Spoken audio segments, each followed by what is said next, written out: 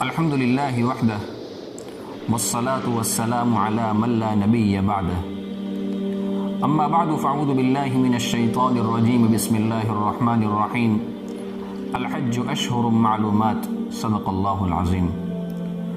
معزز سامعین، دنیا میں بسنے والے ہر مسلمان کی یہ تمنا ہوتی ہے، یہ آرزو ہوتی ہے کہ موت سے پہلے پہلے اللہ تبارک و تعالی ایک مرتبہ بیت اللہ کی زیارت کروا لے، اللہ تبارک و تعالی اپنے حرم میں بلا لے، اپنے نبی صلی اللہ علیہ وسلم کی دربار کی حاضری عطا فرما دے۔ اور یہ تمنا ہونی بھی چاہیے، بلکہ دعاؤں کے اندر اللہ تبارک و تعالی سے رو رو کر میرے دوستو ہمیں یہ دعائیں مانگنی چاہیے کہ اللہ ہمیں حج مبرور عطا فرما، حج مقبول عطا فرما، اپنے نبی کے دربار میں بار بار حاضری ہمیں عطا فرما، رمضان کا عمرہ ہمیں عطا فرما۔ اور میرے دوستو یاد رکھنا، یہاں پر جانے کے لیے مالدار ہونا ضروری نہیں ہے، دل میں عشق کا ہونا یہ بہت ضروری ہے، دل میں محبت کا ہونا یہ بہت ضروری ہے۔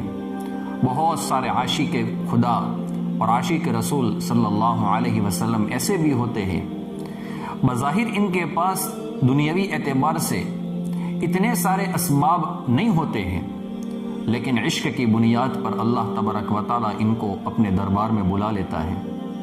اور بہت سارے ایسے بھی لوگ ہوتے ہیں جن کے پاس اسباب تو بہت ہوتے ہیں، مال تو بہت ہوتا ہے، پیسے تو بہت ہوتے ہیں، لیکن دلوں میں عشق اور محبت نہیں ہوتا ہے، تو موت ان کی آ جاتی ہے، لیکن اللہ تبارک و تعالی ان کو اپنے دربار کی حاضری نہیں دیتا ہے، اپنے حرم میں ان کو نہیں بلاتا ہے، اپنے نبی کے دربار میں ان کو نہیں بلاتا ہے۔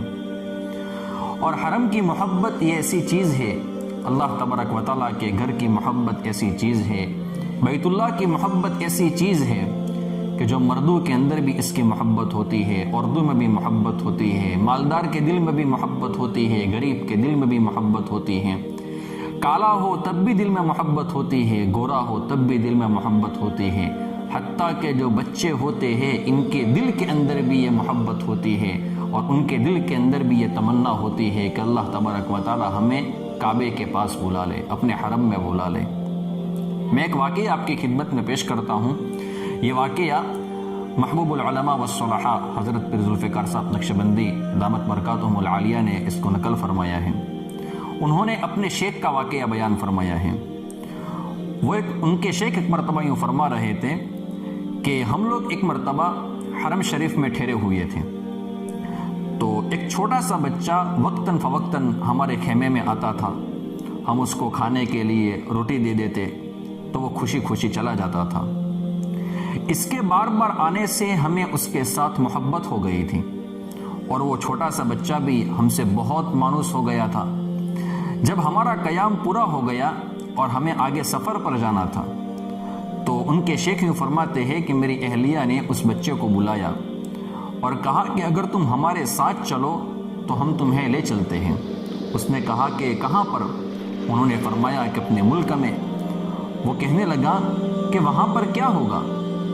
تو انہوں نے کہا کہ وہاں گرمی بھی کم ہے، وقت پر کھانا بھی مل جاتا ہے، پانی بھی مل جاتا ہے، اور تمہیں وہاں پر ہر طرح کی سہولت مل جائے گی، کوئی تنگی نہیں ہوگی، اچھا لباس ملے گا، اچھے کپڑے ملیں گے، تم کو ہر طرح کی نعمتیں وہاں پر ملے گی۔ انہوں نے اس کو بڑی سہولیات بتائی۔ وہ بچہ پہلے تو سب باتوں کو بڑے غور سے سنتا رہا۔ جب انہوں نے اپنی بات کو مکمل کر لی تو اس وقت بچے نے بیت اللہ شریف کی طرف اشارہ کرتے ہوئے یوں فرمایا اور یوں پوچھا کہ کیا یہ بیت اللہ اور یہ کعبہ بھی وہاں پر ہوگا؟ انہوں نے جواب دیا کہ یہ تو وہاں نہیں ہوگا۔ یہ سن کر بچہ کہنے لگا اگر یہ وہاں پر نہیں ہے تو مجھے وہاں آنے کی کوئی ضرورت نہیں ہے، مجھے تو اللہ تبارک و تعالیٰ کے گھر کا پڑوس چاہیے۔ میرے دوستو، ایک چھوٹے سے بچے کے دل کے اندر بیت اللہ کی محبت ہے۔ چلو ایک اور واقعہ میں آپ کی خدمت میں پیش کرتا ہوں کہ دنیا کے اندر لوگ ہدایت کے اوپر آتے ہیں۔ بہت سارے لوگ مسلمان ہوتے ہیں کہ قرآن کریم کو پڑھ کر مسلمان ہو جاتا ہے، قرآن کریم اس کی ہدایت کا ذریعہ بن جاتا ہے۔ کوئی بندہ کسی کی دعوت کے اوپر وہ ایمان قبول کر لیتا ہے، کسی کی دعوت اس کو سمجھ میں آ جاتی ہے اور بندہ ہدایت کے اوپر آ جاتا ہے، ایمان قبول کر لیتا ہے۔ کوئی بندہ مسلمانوں کے اچھے اخلاق کو دیکھ کر ایمان قبول کر لیتا ہے۔ کوئی ایسا بھی ہوتا ہے جو اسلام کے احکام اس کو بہت اچھے لگتے ہیں اور اس کو پڑھنے کے بعد وہ اسلام کو قبول کر لیتا ہے۔ کوئی بندہ ایسا بھی ہوتا ہے جو صحابہ کرام کی زندگی کو پڑھ کر ایمان قبول کر لیتا ہے، اور کچھ اللہ تبارک و تعالیٰ کے بندے ایسے بھی ہوتے ہیں کہ جو بیت اللہ کو دیکھ کر مسلمان ہو جاتے ہیں۔ اسی قسم کا ایک واقعہ میں آپ کی خدمت میں پیش کرتا ہوں۔ یہ واقعہ بھی پیر ذوالفقار صاحب نقشبندی دامت برکاتہم العالیہ نے اپنے ایک بیان میں نقل فرمایا ہے۔ وہ فرماتے ہیں کہ کافی عرصہ پہلے میں امریکہ میں گیا تو وہاں پر مجھے بتایا گیا کہ یہاں پر ایک خاتون ہے جو پہلے یہودی مذہب سے تعلق رکھتی تھی اور اب مسلمان ہو چکی ہیں، اور مسلمان بھی کچی مسلمان نہیں ہے بلکہ بہت پکی مسلمان ہے، اور اس کی خوبی یہ ہے کہ وہ بہت خشوع و خضوع کے ساتھ نماز پڑھتی ہے۔ میرے دوستوں، ہمیں بھی نماز خشوع و خضوع کے ساتھ پڑھنی چاہیے، اور یہ مومنین کی صفات ہیں۔ اللہ تبارک و تعالیٰ قرآن کریم میں ارشاد فرماتے ہیں قد افلح المؤمنون الذین هم فی صلاتهم خاشعون، کہ کامیاب مومن وہ ہوتا ہے کہ جب وہ نماز پڑھتا ہے تو خشوع اور خضوع کے ساتھ نماز پڑھتا ہے۔ تو وہاں کے لوگوں نے بتایا کہ جب وہ نماز پڑھتی ہے تو گویا کہ وہ نماز میں ڈوب جاتی ہے، اہتمام سے وضو کرتی ہے، مسواک کرتی ہے، سنتوں کی رعایت کرتی ہے، اور پھر وہ اپنے خاص کپڑے پہنتی ہیں جو اس نے صرف اور صرف نماز کے لیے بنائے ہوئے ہیں، اور تعلیل ارکان کے ساتھ نماز پڑھتی ہیں۔ حتیٰ کہ مسلمان عورتیں اس کو دیکھ کر شرما جاتی ہیں کہ یہ نیو مسلم ہیں، اور اس طریقے سے وہ نماز پڑھتی ہے، اتنے عشق اور محبت کے ساتھ نماز پڑھتی ہے، اتنا اللہ تبارک و تعالیٰ کا خوف اس کے دل میں ہوتا ہے، اور اس خوف کو رکھتے ہوئے وہ نماز پڑھتی ہے، تو مسلمان عورتیں اس کے اوپر رشک کرتی تھیں۔ تو وہاں کے لوگوں نے مجھے بتایا کہ وہ کچھ مسائل پوچھنا چاہتی ہیں۔ میں نے کہا کہ بہت اچھا ہے۔ چنانچہ وہ پردے میں پیچھے بیٹھ گئی اور انگلش میں وہ گفتگو کرنے لگی، مسائل پوچھتی رہی۔ اس نے تقریباً 2 گھنٹے اسلام کے متعلق بڑے زبردست اور بہت اچھے سوالات اس نے مجھے کیے، اور لگتا تھا کہ واقعی اس کے دل میں علم حاصل کرنے کی طلب تھی۔ گفتگو چل رہی تھی، اور اسی گفتگو کے دوران میں نے اس سے پوچھا کہ وہ کون سا لمحہ تھا کہ جب آپ کے دل کی دنیا بدل گئی اور آپ نے اسلام قبول کر لیا۔ اب وہ اپنا اسلام لانے کا واقعہ بیان کرتی ہیں۔ اس نے کہا کہ حضرت، جو میرے شوہر تھے وہ جدہ کے اندر ملازمت کرتے تھے، جدہ میں ان کی جاب تھی، اور میں بھی ان کے ساتھ وہاں پر رہتی تھی۔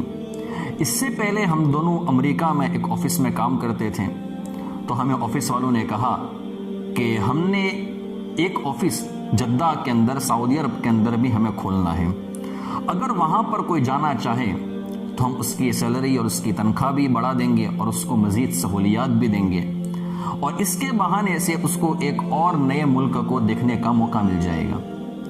ہم دونوں میاں بیوی تیار ہو گئے، چنانچہ اس طرح ہم جدہ کے اندر پہنچ گئے۔ میرا تعلق یہودی مذہب سے تھا اور میرے شوہر کا تعلق عیسائی مذہب سے تھا۔ وہاں میں کچھ لوگوں کو دیکھتی تھی کہ وہ سفید لباس پہن کر، احرام پہن کر، سفید لباس اور سفید چادر پہن کر کہیں جا رہے ہیں، کبھی کار میں جا رہے ہیں، کبھی بس میں جا رہے ہیں۔ میں حیران ہو جاتی کہ یہ لوگ جاتے کہاں پر ہیں۔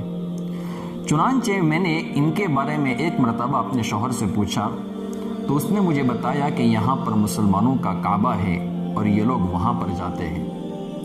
تو میرے دل میں یہ تڑپ پیدا ہو گئی کہ ہم مسلمانوں کے کعبہ کو جا کر دیکھ کیوں نہیں لیتے ہیں۔ تو میرے شوہر نے مجھے کہا کہ وہ تو مسلمانوں کا کعبہ ہے، ہم ہیں غیر مسلم، ہم وہاں پر نہیں جا سکتے ہیں۔ میں نے کہا اگر ہم نہیں جا سکتے ہیں تو کم از کم ہم کوشش تو کر سکتے ہیں، ممکن ہے کہ اللہ تبارک و تعالی ہمیں موقع دے دے۔ وہ کہنے لگی کہ اگلے دن میں نے مسلمانوں کی جو عورتیں ہوتی ہیں ان کا جیسا میں نے لباس پہن لیا، میں نے رومال پہن لیا اور سر پر میں نے باندھ لیا۔ میرے خاہن نے سر کے اوپر ٹوپی پہن لی اور ہم بھی اسی راستے کے اوپر چل پڑے۔ اللہ کی شان کہ وہ ایسا وقت تھا کہ جب ٹریفک پولیس والے کھانا کھا رہے تھے، انہوں نے ایک بندہ چیک کرنے کے لیے وہاں پر کھڑا کیا ہوا تھا۔ ٹریفک بہت زیادہ تھی، چیک کرنے والا بندہ ایک تھا، وقت بھی رات کا تھا، لہٰذا وہ دور سے ہی سب کو جانے کا اشارہ کر رہا تھا۔ اس طرح ہم بھی اسی ٹریفک میں آگے نکل گئے اور مکہ المکرمہ کے اندر ہم پہنچ گئے۔ ہم نے وہاں کسی سے معلوم کیا کہ کعبہ کہاں ہے، تو انہوں نے ہمیں حرم کی طرف اشارہ کرتے ہوئے کہا کہ وہ یہاں پر ہے۔ چنانچہ ہم حرم میں داخل ہو گئے۔ ہم چلتے چلتے جب مطاف میں پہنچے جہاں پر لوگ طواف کرتے ہیں، اور جب ہماری نظر بیت اللہ پر پڑی ہے، ہمیں وہاں پر اتنی برکتیں محسوس ہوئی ہے، اتنی رحمتیں ہمیں محسوس ہوئی ہے، اور اتنے انوارات ہمیں نظر آئے ہیں کہ ہم دونوں کی نگاہیں وہاں پر ٹک گئی۔ میں بھی رونے لگی، میرا شوہر بھی رونے لگا۔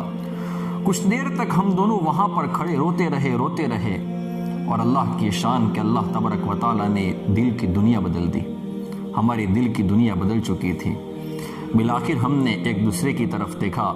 میرے شوہر نے مجھ سے پوچھا، کیا تمہیں اس جگہ کی حقیقت مل چکی ہے؟ میں نے بھی اس سے یہی سوال کیا کہ اس جگہ کی برکتیں اور اس جگہ کی رحمتیں تمہیں مل چکی ہیں؟ تو ہم دونوں نے ایک دوسرے کو یہ جواب دیا کہ ہاں ہمیں مل چکی ہے۔ چنانچہ اسی لمحے میں ہم دونوں نے کلمہ پڑھا اور ہم مسلمان ہو گئے۔ ہمیں کسی مسلمان نے مسلمان نہیں بنایا، ہمیں کسی مسلمان نے یہ نہیں کہا کہ تم مسلمان ہو جاؤ، بلکہ اللہ کے گھر نے ہمیں مسلمان بنا دیا۔ میرے دوستو، یہ بیت اللہ کے انوارات ہوتے ہیں، یہ بیت اللہ کی رحمتیں ہوتی ہیں۔ وہاں پر لوگ عشق کو لے کر جاتے ہیں، اللہ تبارک و تعالیٰ ان کی زندگیاں بدل دیتا ہے، ان کی دل کی جو دنیا ہوتی ہے وہ بدل جاتی ہے۔ اور میرے دوستو، کچھ ہمارے جیسے بھی ہوتے ہیں، جب وہاں پر جاتے ہیں تو حج کرنے کے لیے تو جاتے ہیں، عمرہ کرنے کے لیے جاتے ہیں، لیکن دلوں میں عشق نہیں ہوتا ہے۔ ایسے ہی وہ لوگ چلے جاتے ہیں، پکنک منانے کے لیے چلے جاتے ہیں، سیر و تفریح کی نیت سے چلے جاتے ہیں، کسی اور غرض سے وہ چلے جاتے ہیں۔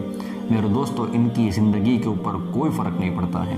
اللہ تبارک و تعالیٰ اس سے ہماری حفاظت فرمائے، اپنا سچا عشق ہمیں نصیب فرمائے، اپنی سچی محبت ہمیں نصیب فرمائے۔ اور ایک اور بات میں بڑے افسوس کے ساتھ کہتا ہوں یہاں پر، کچھ ہماری دنیا کے اندر مسلمانوں کی بچیاں ہوتی ہیں، ہماری ماں بہنیں ہوتی ہیں، کچھ خواتین ایسی ہوتی ہیں کہ جو حرم میں جاتی ہیں، اور حرم میں جانے کے بعد وہاں پر وہ ویڈیو بناتی ہیں۔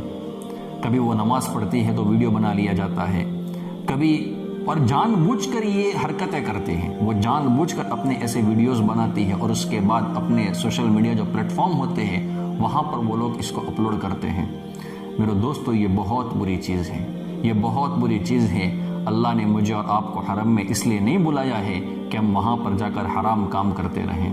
میرے دوستو، یاد رکھنا، اگر ہم وہاں پر جانے کے بعد بھی گناہوں کے اندر مبتلا رہیں گے تو پھر گناہوں سے توبہ ہم کب کریں گے؟